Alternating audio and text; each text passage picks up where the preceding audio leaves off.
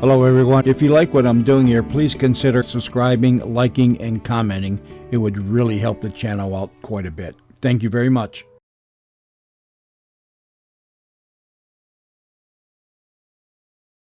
Cromer is a town on the east coast of England, and this is a true program about it. The program has to do with bombs and a postmaster and a rescue squad and an old church and a Spitfire and several other matters. And it takes a half hour.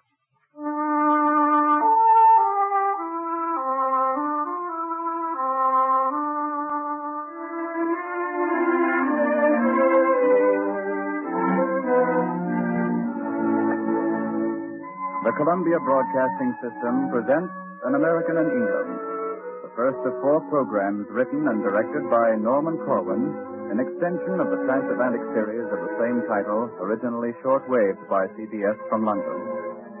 Tonight, Cromer.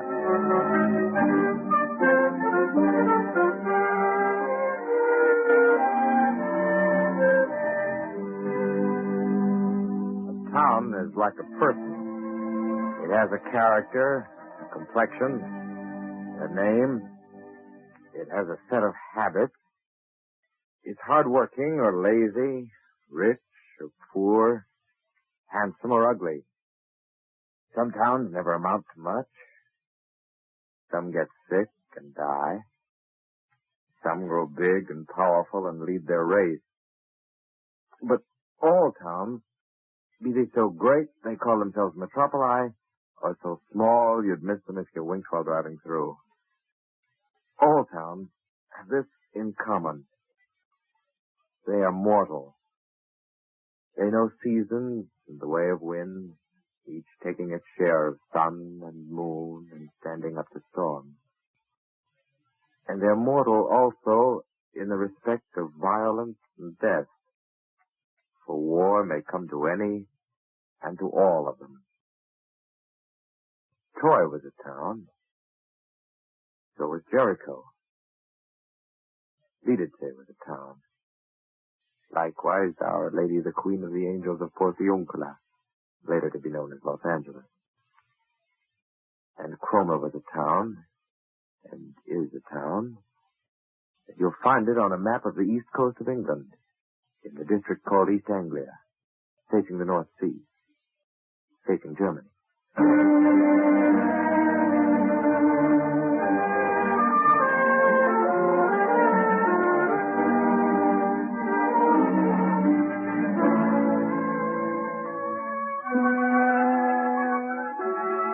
Set out by train for Cromer one sunny September morning from a station in the east end of London.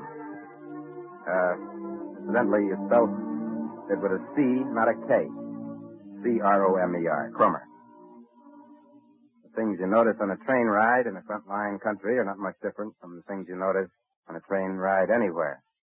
Small talk overheard, the beard of the man sitting opposite, the pattern of the hole punched in your ticket by the conductor. Change at Cambridge for Cromer. Yes, I know, thank you. The little differences in railway manners, such as the etchings on the walls of the compartments, and the fact that when the steward comes through to announce lunch, he doesn't yell, "First call for lunch," but says, "Those requiring lunch will please go forward to the dining coach." A lot of unimportant little things stick in your mind. In the smoker, for example, I overheard 2 officers, a Canadian and an Englishman, talking very earnestly about the war. I thought. You know what they were saying? But what does Coca-Cola taste like? Cocoa? Well, no. It's sort of hard to describe. Does it taste like ginger? Oh, it's more like molasses. No, that's not right either. Or what's the other drink like? The Pepsi-Cola? Yes. Well, I don't really know how to describe that either. Or does it have a peppermint taste to it? No, it's about the same. Almost, I think. Things like that, you notice. They make up a journey. Also, cities and towns, and fields, freshly plowed, aircraft overhead. And, of course, you notice the weather, which changes every 15 minutes, like morning radio programs. When I got to Cromer, it was raining. I checked in at the police station, which is considered good form for visitors. Otherwise, you're liable to get pinched. May I see your passport? I handed the officer the original passport, which the State Department of the United States of America gave me as a farewell present when I left for England, and he fanned through it, studying all the visas and rubber stampings. Now, if I may see your national identity card. That's all I've troubled you for. No trouble at all. Nothing like making sure, is there? If you lived 16.5 minutes flying time from a Nazi airdrome, you'd want to make sure who was poking his nose into your business, too. Yes, these are all right. Where are you staying in Cromer? Well, I've got a reservation at the Red Lion Hotel. I see. Thank you very much. I hope you have a pleasant stay. Thank you. Good day. Which it wasn't, believe me. It was a miserable day. I plodded through the murk to the hotel, hardly noticing the town and its bomb damage as I went. And when I reached the Red Lion, which was standing proud and wet on the east cliff of Cromer, I found that its name was not the Red Lion, but Ye Olde Red Lion. That was a disappointment, because somehow I never really expected to meet up with Ye Olde, spelling E, in England. I thought the only place you found that stuff was in the tea shoppies and fancy hamburger joints on the state highways of New Jersey. Well, anyway, after I registered, I went upstairs, hoping to kick my shoes off in a warm room overlooking the North Sea. The chief maid of the Red Lion preceded me. Here's your room, sir. Bathroom's down the hall. It wasn't a warm room, it was a cold room. It didn't overlook the North Sea, it overlooked a brick wall. Have you no rooms facing the sea? No, sir, we've closed all the front rooms. Closed them? Yes, sir, shut tight. What's the matter, ghost? No, sir, on account of the blackout.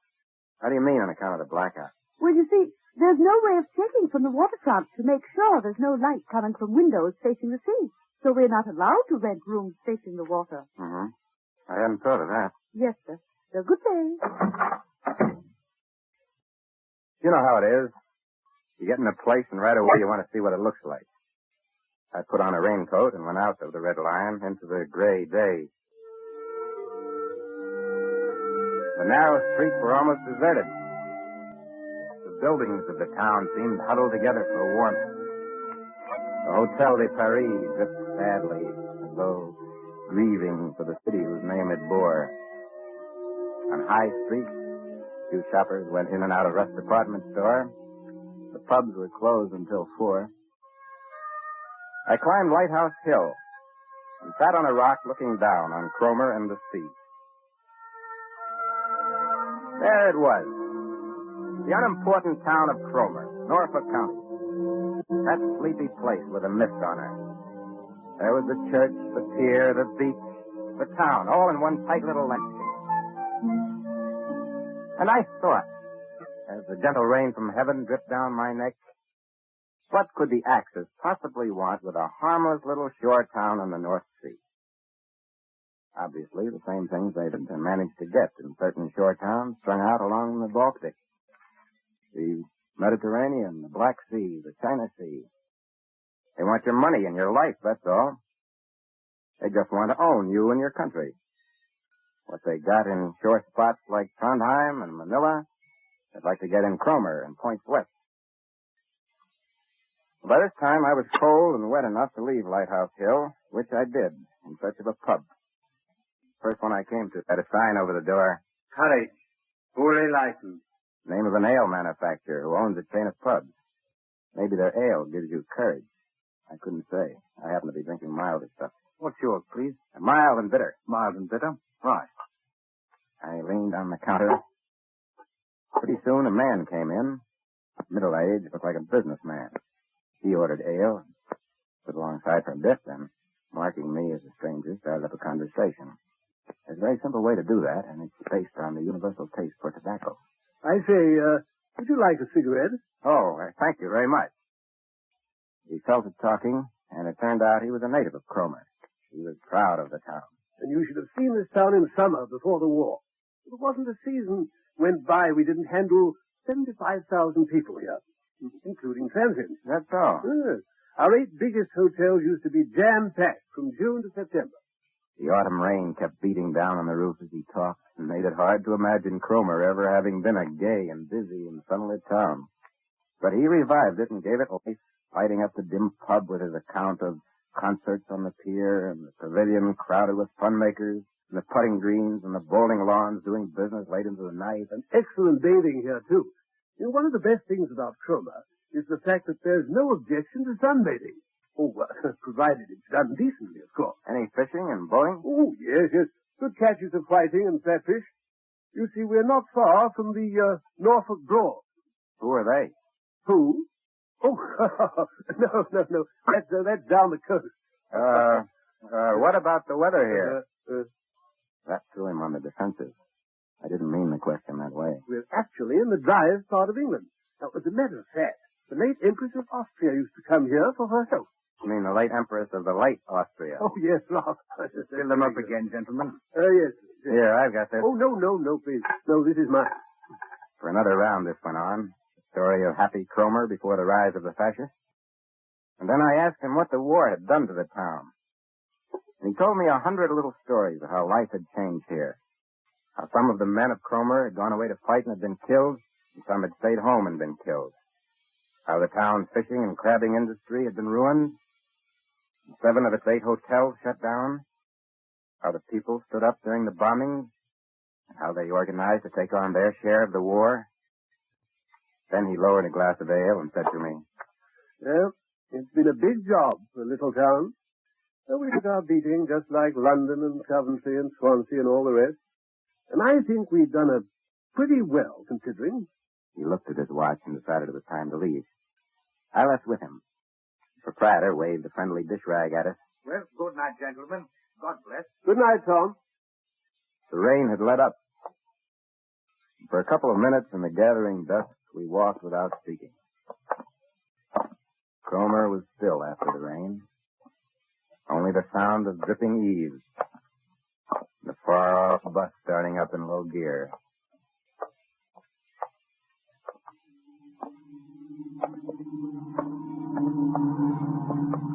What's that, a Wellington? No, that's a Beaufort fighter, long-range fighter. Not making any local stops, is he? Oh, very fast ship, fighter. You get many alerts here? Well, we've had our share. Sometimes the Jerrys come in low to avoid detection and drop bombs before we have a chance to sound an alert. That must make you feel nice and secure. Oh, don't worry. We do the same to them. I hope so. Incidentally, did you know that Cromer is the nearest place in the British Isles to Germany? Is that right? Mm-hmm. Well, my geography must be screwy. I always thought that Cromer... Hey, this place got a whack in it. Yes. Whole family wiped out here last July. What a mess. Man and his wife, her mother and father, 2 children, all killed. Yeah. I'd seen acres and acres of bomb damage in London, but they were all tidied up like the ruins of Pompeii by the time I got there. This was my first close-up of a house, just as it had been left by a high-explosive bomb. Would you like to walk on the ruins? Well, if it's all right to do so. Oh, yes, come on.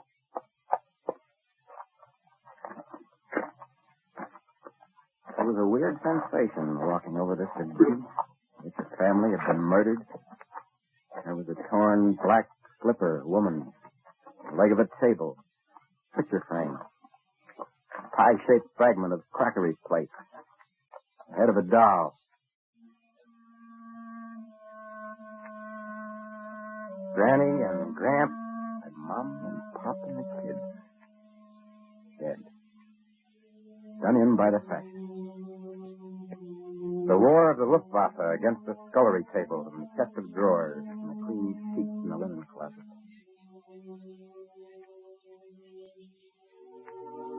Little Pamela, who played with the doll, wants to be remembered to Fritz Tyson, the industrialist who backed Hitler because he wanted to keep the people down. He says, "Good evening, Mr. Tyson. How are things in Switzerland?" Mom's big serving dish, which she bought at the fair in Norwich, was smashed in several pieces. Now Mom is wondering whether the magazine publisher who thinks a little fascism might be good for America would care to repair the dish. The kitchen clock and the china toilet bowl and the middle plank of the dining room table send their respects to Rudolph Hess and ask after his health. And Pop, being the head of the family, would like to write an inscription in that book written by Lord Londonderry, the one which admires Der Fuhrer. Mom and Pop and the old folks and the kids were sleeping on the premises when it happened. They're sleeping not far from here right now. That's how to keep the people down, all right, Tyson. They're down all the way. Good and down. Won't hear from them again.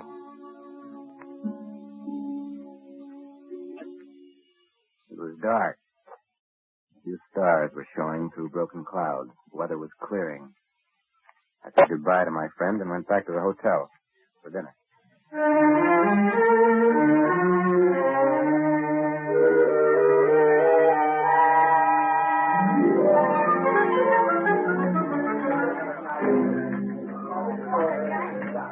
The maid of the Red Lion, the same one who showed me to my room, also waited on table. Every time she served anything, she said, "Thank you." I was intrigued by the effect when she distributed rolls to a group of 6 men sitting at a table. Thank you. Thank you. Thank you. Thank you. Thank you. Thank you. She thanked her way through a 3-course meal, which left me still hungry. And afterward, I went down to the lounge and struck up a conversation with a pleasant, white-haired, white-mustached man who turned out to be chairman of the Urban District Council, a sort of board of selectmen. He was H.A. Mitchell, Justice of the Peace. I asked him about the town government, and he told me how it was set up. As for me, I'm a member of the Labor Party. Is this a labor town? Oh, no. Conservative. In fact, a Tory stronghold. Well, how is it you were elected? Nobody can figure that out. Maybe just because they like you. Well, they didn't always like me. I remember the time when the Cromer crowd knocked me down and set my hat on fire. Why? Why'd they do that? They were so bitter about my representing Labor. Good heavens. But I've been elected twice since then, so you could say we're progressing, couldn't you? Sure could. After they'd burnt my hat, I used to bring it round every election and display it under a sign which said, Tory Argument. Personally, I think the Tories have burnt all their hats behind them. Oh, well, I don't know. They've learned some manners. Why, there was a man tried 7 times to get on the council here, and he was defeated each time. Finally, he was invited to become a member. I asked Mitchell whether the town figured in any special war activity. Well, I was asked by the United Nations to have little service on United Nations Day. And did you? Oh, yes. I could just see the United Nations asking the chairman of the Cromer Council to hold a service. There'd be a round-robin letter signed by the leaders of 30 nations. In the White House, in Washington, Steve Early would remind the president. Frank, don't forget to send a message to H.A. Mitchell about that service in Cromer. While in the Kremlin, Joe Stalin would sign a note. Вас приветствуем, товарищ Mitchell. And Churchill would ask his secretary. Get Mitchell on the phone and tell him there's a pile of petitions from our allies waiting here for him. And why not? Isn't Cromer on the side of the United Nations, belonging to them, its future tied up with theirs, its men fallen for the same good reasons?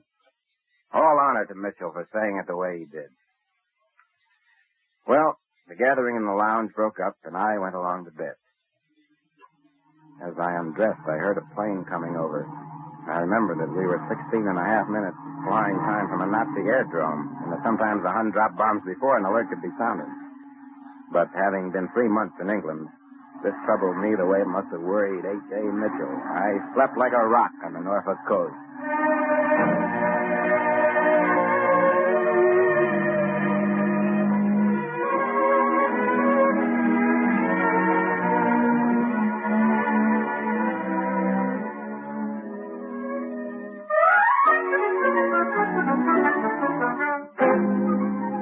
Cromer was a different place in the morning. It sparkled under a clear blue sky. There was just a nip of north wind. I went down to breakfast, ate an omelet of powdered eggs, which tasted like powdered eggs, and drank the bitter coffee of the realm. And then I set out to look at Cromer in a decent light. I talked with a lot of East Anglians that day. Most of the talk was small, none of it important. It was the talk of the little people of a small town in a big war. It was homely, full of such things as the quiet satisfaction of the salvage worker who helped win a prize. We here in Cromer won the East Anglia Salvage Contest. The first prize of £100. That's swell. What'd you do with the money? Oh, well, we gave £50 to the hospital, 25 to the District Nursing Association, and 25 to the Red Cross. And the bombed-out landlady on Overstrand Road who told me... It's hard, very hard. Most of the rooming houses have been ruined. Bombs, you mean? No, I mean ruined as businesses. We never had a season before the war when we couldn't rent rooms. But with evacuation and no bathing in the summertime, some of us have had to sell our furniture and move out. And the fisherman whose trawler had been attacked by a flock of wolves and whose son had been killed. You know what the town went and done? We adopted a minesweeper. Adopted one? How do you mean? We sent it a wireless set and a whole shelf of books and 19 pounds in cash. What's the name of the minesweeper? HMS Cromer. And then there was George Lusby, foreman of Cromer's rescue squad. Said he memorized the location of 300 shelters around town so he could find any one of them in the dark. It's very difficult in the dark to distinguish between bodies and rubble because the bodies are so covered with dust. Well, don't you ever feel squeamish? I mean, blood and stuff. Oh, you don't mind it when you're working on an emergency. It's when you get quiet moments later that reaction might set in. Worst things are the disappointments. What do you mean? Well, it's most disappointing to dig and dig. Find the man you're digging for is dead. I went down to the post office. It was opposite the church of St. Peter and St. Paul, and you could hear the organist practicing across the way. The postmaster explained that the stained glass windows of the church had been blown out when the bomb struck, and so there was nothing to stop the sound from crossing the street and filling the post office. We work in an odor of sanctity, you see. I asked him whether the post office had been much affected by the war. There's no comparison between the amount of mail we handle now and what we used to handle before the war. Lost any personnel? Our postman was injured when the office was hit, but there was no interruption in the service, though. The bomb struck around midnight. But in spite of the damage, we managed to get the 9 o'clock mail out on time the following morning. How on earth did you do it? Well, we moved everything we needed into the lecture hall of the Band of Hope. That's a teetotaler organization here in Cromer. We had to dig out our equipment and move it through the rain. What was that? German plane attacking? No, that's just a Spitfire. Gunnery practice. See, you can see the plane ahead of him towing the target clean. I watched this for a while. The accompaniment of Ye Holy Angels Bright from the church organ. And then I left, keeping a place.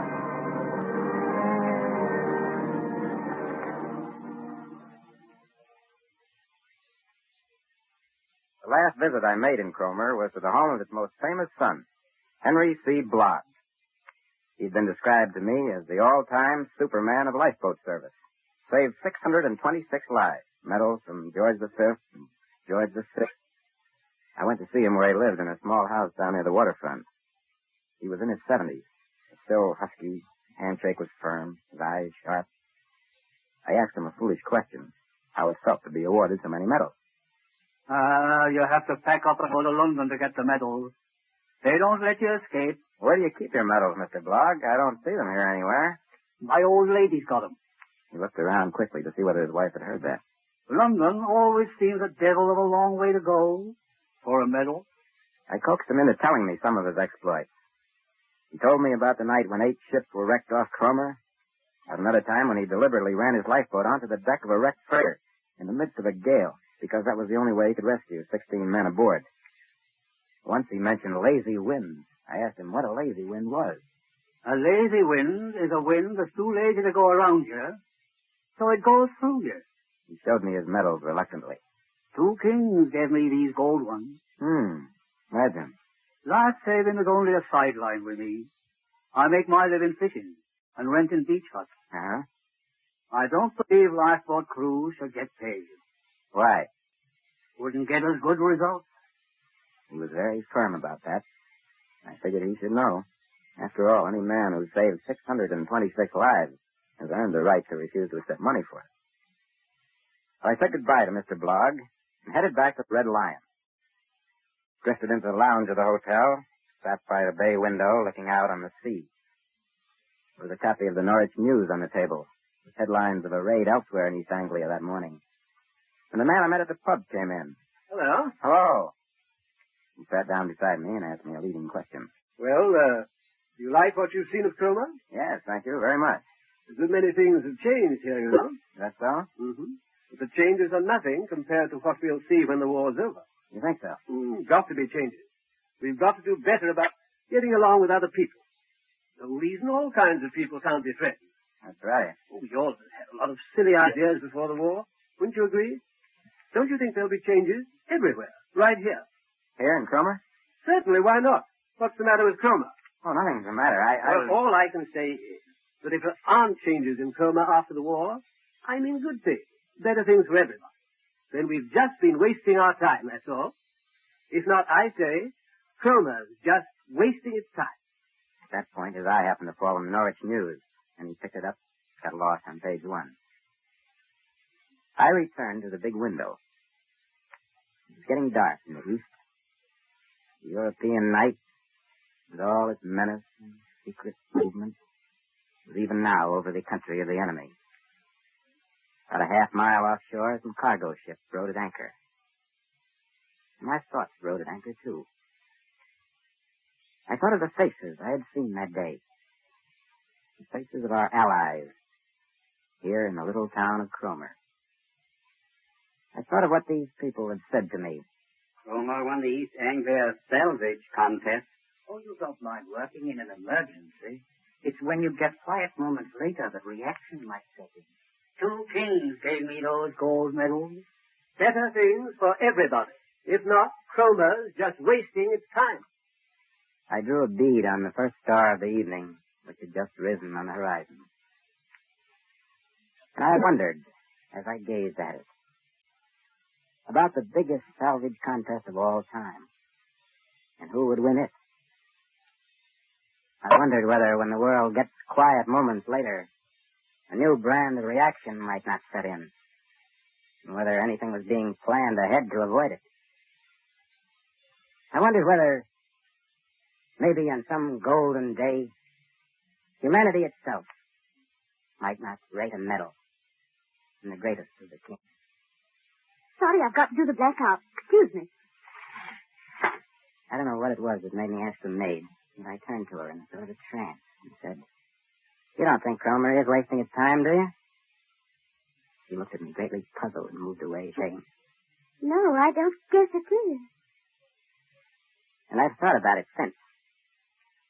And the more I think of it, the more I'm sure that Cromer is not wasting his time.